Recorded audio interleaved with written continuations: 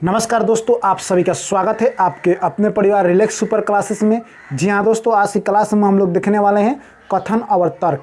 जी हाँ दोस्तों, एक ऐसा टॉपिक है रीजनिंग का जहाँ से हर एग्ज़ाम में एक आध दो क्वेश्चन बनते हैं, यानी 1 से 2 क्वेश्चन हर एग्ज़ाम में बनते हैं। तो यहाँ से आप 1 से 2 नंबर फिक्स कर सकते हैं एग्ज़ाम में। देखिए दोस्तों, अगर आप किसी भी एग्ज़ाम को दे रहे हैं जिसमें रीजनिंग पूछा जाता है, वहाँ पर कथन और तर्क का अपना रोल अदा करेगा।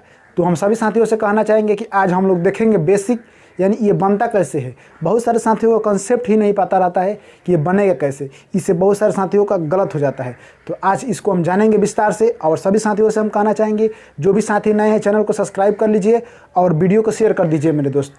और चलिए दोस्तों, देखिए एक छोटा सा एग्जाम्पल है, इसको पहले समझिए। देखिए, जब तक आप नहीं समझेंगे आप नहीं बना सकते हैं, इसको पहले समझना पड़ेगा। देखिए कैसे, एक छोटा सा एग्जांपल है। कथन है, यह 5 रुपये वाला कलम है। यानी देखिए, ये कलम है, 5 रुपये वाला कलम है, ये कथन है। कथन मतलब क्या, एक स्टेटमेंट दे दिया गया, एक स्टेटमेंट दे दिया गया कि ये 5 रुपये वाला कलम है। ये सभी लोग को दिखाई दे रहा है, यानी ये 5 रुपये वाला कलम है। अब उसके बाद देखिए, यह और पेन के तुलना में अच्छा चलता है, इसे लिखना आसान है। अब देखिए मेरे दोस्त, जब भी स्टेटमेंट एंड आर्ग्यूमेंट यानी कथन और तर्क जब भी आता है तो इसका एक नियम होता है, कैसे बनाएंगे। इसमें क्या बताना होता है कि इसमें कौन सा तर्क सही है और कौन सा गलत है।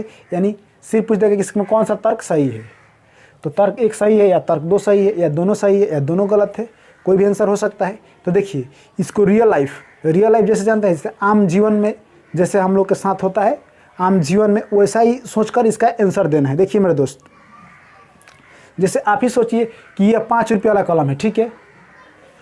यह और पेन की तुलना में अच्छा चलता है, यानी तर्क में दिया है यह और पेन की तुलना में अच्छा चलता है। तो ये कोई ज़रूरी नहीं है मेरे दोस्त कि ये 5 रुपये वाला कलम है तो ये और पेन की तुलना में अच्छा चलता है, क्योंकि 10 रुपये वाला भी पेन इससे अच्छा चल सकता है। 2 रुपये वाला भी पेन किसी किसी के लिए अच्छा है, अच्छा लिखता है, अच्छा चलता है। 20 रुपये वाला भी पेन है, 50-100 का भी पेन है तो इससे अच्छा चलेंगे। पर ये कोई जरूरी नहीं है कि ये 5 रुपये वाला पेन है तो ये सबसे अच्छा चलेगा। इसका मतलब क्या है कि पहला आर्गुमेंट यानी पहला तर्क क्या है, पहला तर्क क्या है, गलत है। पहला हो गया गलत, ये हो गया गलत। अब उसके बाद आगे बढ़िए, इससे लिखना आसान है। अब देखिए मेरे दोस्त, एक कलम है, अब आपसे हम कहें कि इससे लिखना आसान है। अब ये कलम आ गया, मान लीजिए ये कलम आ गया, तो इससे क्या लिखना आसान नहीं होगा। इससे लिखना आसान है, इससे लिखना क्या आसान नहीं होगा। ये 5 रुपये वाला कलम है तो इसी से लिखना आसान होगा, ये कोई बात नहीं है। कोई विद्यार्थी तो 2 रुपये कलम से भी बहुत अच्छा लिखता है और उसके लिए वही आसान है। कोई 10 रुपये वाला से लिखता है, कोई 20 रुपये वाला से लिखता है। तो ये कोई जरूरी नहीं है कि यही 5 रुपये वाला कलम से लिखना आसान है। 10 रुपये वाला से भी आसान हो सकता है, 2 रुपये वाला हो सकता है, 4 रुपया भी है, 3 रुपया भी है, 8 रुपया भी, 10 रुपया, 15, 20, बहुत सारे हैं जिसे लिखना आसान हो सकता है। यानी ये कोई जरूरी नहीं है कि 5 रुपया से, यानी देखिए आम जिंदगी में, जैसे आम जिंदगी में ऐसा ही होता है। ये कोई जरूरी नहीं है कि हम 5 रुपये वाला कलम से ही अच्छा लिख सकते हैं, 2 रुपये वाला कलम से नहीं लिख सकते हैं। ये कोई जरूरी नहीं है। हम 20, 10, 5 अगर हम अच्छा लिखते हैं तो 2 रुपये वाला से लिख सकते हैं और 10 रुपये वाला से। तो यानी ये आर्ग्यूमेंट यानी तर्क गलत है, क्योंकि देखिए इससे लिखना आसान है नहीं। आप अगर आप लिखते हैं तो आप किसी भी कलम से लिख सकते हैं, यानी ये भी गलत है। अब देखिए मेरे दोस्त, यानी दोनों गलत है, यानी तर्क, तो इसका आंसर क्या होगा, तर्क 1 तथा 2 दोनों गलत है। आंसर ऐसे भी दिया जा सकता है ऑप्शन में। ऑप्शन देखिए, ऑप्शन लिखने का तरीका, तर्क 1,2 दोनों गलत है।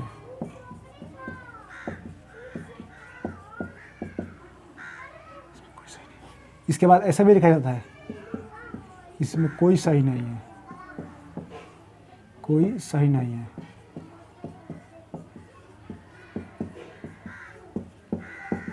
ऑप्शन में ऐसे भी दे सकता है, इसमें कोई सही नहीं है, यानी दोनों गलत है।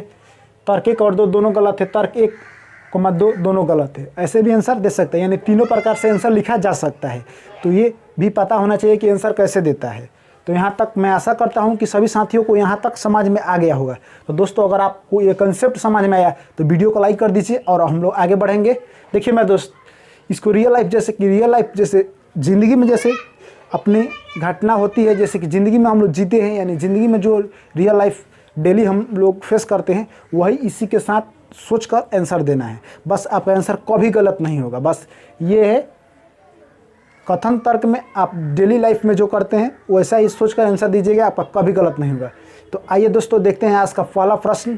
तो देखिए दोस्तों, कथन क्या कर रहा है, क्या भारत को पाकिस्तान को कश्मीर सौंप देना चाहिए? अब देखिए तर्क क्या बोल रहा है, नहीं, कश्मीर एक खूबसूरत राज्य है तथा भारत में इसे बहुत विदेशी मुद्रा आता है। और 2 नंबर तर्क क्या बोल रहा है, हाँ, यह संघर्ष को रोकने में मदद करेगा। चलिए बताइए इसका आंसर क्या होगा। क्या पहला सही है या दूसरा सही है, या दोनों सही है या दोनों गलत है, या दूसरा सही है पहला गलत है, या पहला सही है दूसरा गलत है? यानी 6 ऑप्शन इसका बन सकते हैं। तो आप इसमें से बताइए कि कौन सा इसका आंसर होगा। तो देखिए मेरे दोस्त, नहीं, कश्मीर एक खूबसूरत राज्य है तथा यह भारत में इसे बहुत विदेशी मुद्रा आता है। आम जिंदगी में अगर आप मान लीजिए कि आप एक भारत के नागरिक हैं, तो आप सोचिए कि कश्मीर आपका देश का कितना महत्वपूर्ण हिस्सा है, जिससे विदेशी मुद्रा आता है, फल भी वहाँ से मिलता है जो कि दवा बनाने में काम आता है। तो ये सारे सुविधाएं आपके देश के लिए काफ़ी कारगर साबित होती है। तो ये रियल ज़िंदगी से लगाव है, यानी ये सही है। क्योंकि देखिए रियल ज़िंदगी में भी लगता है कि कश्मीर को नहीं देना चाहिए भारत को, क्योंकि इससे बहुत सारे मुद्राएं भी आती है और इससे बहुत सारे फल मिलते हैं जो कि दवा बनता है, जो हमारे लिए काफ़ी उपयोगी है। तो ये पहला सही है। अब उसके बाद देखिए, हाँ, यह संघर्ष को रोकने में मदद करेगा। यानी दूसरा बोल रहा है कि इसे कश्मीर को अगर पाकिस्तान को दे दिया जाए तो भारत से जो संघर्ष हो रहा है वो समाप्त हो जाएगा, यानी मदद करेगा। तो ये गलत है। देखिए आम जिंदगी में सोचिए, जैसे कि जब हम कश्मीर को दे देंगे पाकिस्तान को, तो हमने सेना क्यों लगाया है, यानी हम क्यों देंगे, और देना भी नहीं चाहेंगे, और हम इसलिए सेना लगाए हैं। अगर देना होता तो हम सेना क्यों लगाते वहाँ पर। तो इसलिए ये आम जिंदगी से अगर रिलेटिव करते हैं तो ये गलत है। यानी तो क्या होगा, पहला सही दूसरा गलत। तो इसका सीधा आंसर आप दे सकते हैं कि दूसरा गलत है या पहला सही। सिर्फ इसका दे दिए आंसर पहला सही है, यानी ऑप्शन नंबर ए होगा, पहला सही है। बस गलत का छोड़ दीजिए, बस दे दीजिए कि पहला सही है, हो गया। यानी इसका आंसर होगा पहला सही है, पहला सही है। देखिए मेरे दोस्त, एक बात हम आप लोगों को बता देना चाहते हैं, जो भी हमारा एक्सपीरियंस है। देखिए कथन और तर्क एक ऐसा रीजनिंग का टॉपिक या चैप्टर है जिसको जितना बनाया जाए उससे उतना ही प्रैक्टिस होता है। नहीं तो ये मैथ का कोई ऐसा कंसेप्ट नहीं है जिसको हम सूत्र जान गए, कुछ बेसिक जान गए, जिससे कि हमारा उस पर कमांड हो गया। इसका क्वेश्चंस जितना बनाइएगा उतना आपको कमांड रहेगा। प्रैक्टिस, इस रीजनिंग के चैप्टर का प्रैक्टिस ही, अधिक से अधिक प्रैक्टिस करना ही आपको कमांड दिला सकता है। वरना आप इसका कम क्वेश्चन बनाइएगा तो गलत होने की संभावना ज़्यादा बनी रहती है। तो ऐसे चैप्टर का क्वेश्चन अधिक से अधिक प्रैक्टिस करना चाहिए, जो कि एग्जाम में आपको हेल्प दे सके। आइए देखते हैं नेक्स्ट। क्या छात्रों को राजनीतिक में भाग लेना चाहिए? बोल रहा है कि क्या छात्रों को राजनीतिक में भाग लेना चाहिए? हाँ, यह उसमें नेतृत्व के गुण को विकसित करने में मदद करेगा, पहला तर्क है। दूसरा है नहीं, उसे पढ़ाई करनी चाहिए तथा अपना व्यवसाय सुनिश्चित करना चाहिए। देखिए दोस्तों, पहला देखिए, हाँ, यह उसमें नेतृत्व के गुण को विकसित करने में मदद करेगा। यानी देखिए, जब भी पढ़े लिखे आदमी राजनीतिक क्षेत्र में आएंगे तो क्या बोल रहा है, उसमें नेतृत्व के गुण को विकसित करने में, यानी राजनीतिक के नेतृत्व के गुण को विकसित करने में मदद करेगा। तो जब पढ़ा लिखा आदमी राजनीतिक क्षेत्र में आएगा तो उसके नेतृत्व यानी विकास उसका अच्छा होगा। तो वही बोल रहा है कि उसमें नेतृत्व के गुण को विकसित करने में मदद करेगा, यानी उसके विकास, नेतृत्व के विकास में मदद करेगा। ये बात सही है। अब उसके बाद देखिए, और यहाँ से इसको अब रियल लाइफ में लेते हैं। तो देखिए, अगर छात्र, बहुत सारे छात्र हैं, बहुत सारे लोग पढ़ते हैं, तो उसमें से सभी लोग, ये कोई जरूरी नहीं है कि सभी लोग अपना बिजनेस करेगा, सभी लोग का नौकरी लगेगा, ये नहीं है। एक ही स्कूल का देख लीजिए, 100 विद्यार्थी हैं तो किसी विद्यार्थी का नौकरी लग गया, कोई अपना बिजनेस कर लिया, कोई नेता बन गया, कोई कुछ बना, कोई इंजीनियर बना, कोई डॉक्टर बना, कोई विदेश गया, कोई अपना व्यवसाय शुरू किया। माने बहुत तरह तरह के लोग काम करेंगे। तो जिसको अगर नेता बनना है तो वो तो जाएगा, वो तो उस गुण को सीखेगा, यानी वो विकसित करेगा अपना विकास। तो ये पहला सही है। अब दूसरा देखिए, नहीं, उसे पढ़ाई करना चाहिए तथा अपना व्यवसाय सुनिश्चित करना चाहिए। यहाँ देखिए क्या बोल रहे हैं, हाँ, उसमें छात्रों को देखिए, तो देखिए, अगर सभी छात्र अपना व्यवसाय कर लेंगे तो नेता फिर कौन बनेगा, डॉक्टर कौन बनेगा और ये सब कौन बनेगा? छात्र ही नेता बनते हैं, क्योंकि पढ़ाई कर रहे हैं। कोई छात्र नेता बने, कोई डॉक्टर बनेगा तो छात्र ही नेता बनते हैं। जिसको नेता बनना है वो नेता बनेगा, जिसको नौकरी करना है वो नौकरी करेगा, जिसको डॉक्टर बनना है वो डॉक्टर बनेगा। तो ऐसे लोग अपना करेंगे। यानी तो जब रियल लाइफ से करते हैं तो दूसरा गलत हो जा रहा है। यानी हमारा पहला सही है, तो हमारा करेक्ट आंसर होगा पहला सही है, पहला सही है। चलिए नोट कर लीजिए। अगर आपका कोई भी डाउट हो रीजनिंग से तो आप पूछ सकते हैं, उसको जरूर रिप्लाई दिया जाएगा। और हम सभी दोस्तों से कहना चाहेंगे कि दोस्तों देखिए, जो भी साथी नए जुड़े हैं चैनल को सब्सक्राइब कर लीजिए। हम देखिए अपना बेस्ट देने का प्रयास कर रहे हैं, जितना हो सकता है।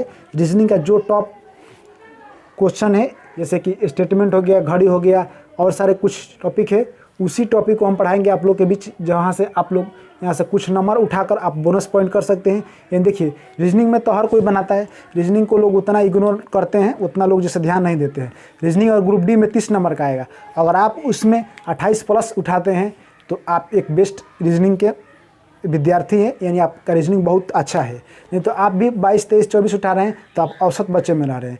हमारा एक ही प्रयास है कि जितना मैक्सिमम हो सके उतना मैक्सिमम नंबर हम लोग उठाएंगे। आइए देखते हैं नेक्स्ट। तो देखिए अगला क्या कह रहा है, क्या विदेशी निवेश को केवल राज्य पर ध्यान देना चाहिए?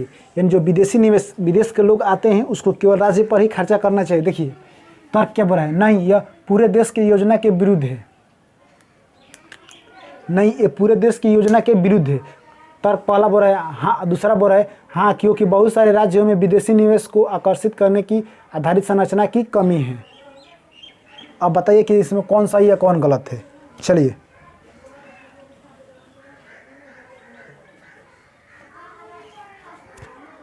देखिए दोस्तों, नहीं, ये पूरे देश के योजना के विरुद्ध है।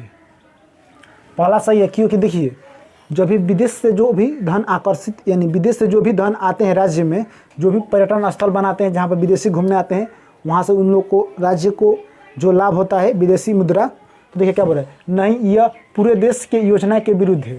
तो देश के योजना के विरुद्ध कैसे हो सकता है? मान लीजिए कि हमारा राज्य बिहार है, तो बिहार में गोल घर देखने के लिए कोई विदेशी लोग आए, तो जो भी मुद्रा यानी देखने के, यानी जो भी यहाँ कॉस्ट अपना खर्च किए तो राज्य को प्राप्त हुआ, तो राज्य क्या करेगा? अपने ऊपर खर्चा करेगा। तो उसमें देश के विरुद्ध क्यों होगा? नहीं होगा। यानी तो जब आम जिंदगी से रियल करेंगे तो पहला सही है, तो पहला सही है। अब दूसरा देखिए, हाँ, क्योंकि बहुत सारे राज्य में विदेशी निवेश को आकर्षित करने की आधारित संरचना की कमी है। देखिए बहुत सारे ऐसे इंडिया में अभी भी राज्य हैं जहाँ पर विदेशी लोग अधिक नहीं घूमने के लिए आते हैं। मुंबई, गोवा, ये सारे ऐसे राज्य हैं जहाँ पर बहुत सारे विदेशी घूमने के लिए आते हैं। और देख लीजिए बिहार है, कुछ है, बिहार है, हमारा है, उड़ीसा है, उत्तर प्रदेश है, यहाँ पर उतना लोग नहीं आते हैं क्योंकि यहाँ पर उतना कुछ घूमने लायक नहीं है। तो जब भी अगर राज्य के ऊपर पैसा खर्चा किया जाएगा विदेशी मुद्रा, तो वहाँ कुछ अच्छा सा बनेगा पर्यटन स्थल, जिसके देखने के लिए विदेशी आएंगे। तो ये बात सही है, यानी ये भी दूसरा भी सही है। तो क्या होगा इसका? दोनों सही है। तो इसका आंसर होगा दोनों सही है, दोनों सही है।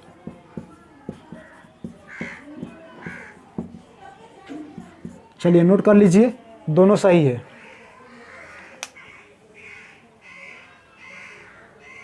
आइए देखते हैं नेक्स्ट। क्या जंगली जानवरों को पकड़ने पर पूर्णतः प्रतिबंध लगा देना चाहिए? ये पहला कथन, यानी ये कथन है। अब तर्क देखिए, हाँ, क्योंकि जानवर पकड़ने वाले बहुत धन कमा रहे हैं। नहीं, क्योंकि जानवर पकड़ना तथा शिकार प्रभावशाली नहीं है।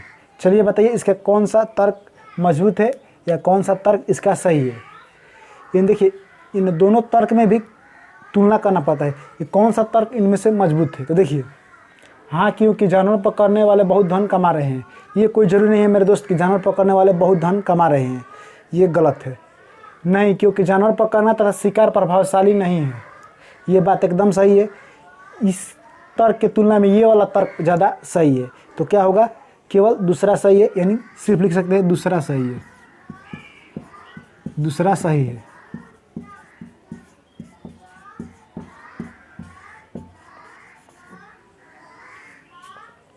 चलिए नोट कर लीजिए इसको, केवल दूसरा सही है। आइए देखते हैं नेक्स्ट। चलिए दोस्तों बनाइए, क्या युवाओं को स्वरोजगार के प्रति प्रोत्साहित किया जाना चाहिए? हाँ, इससे वे देश के व्यावसायिक विकास में मदद करेंगे।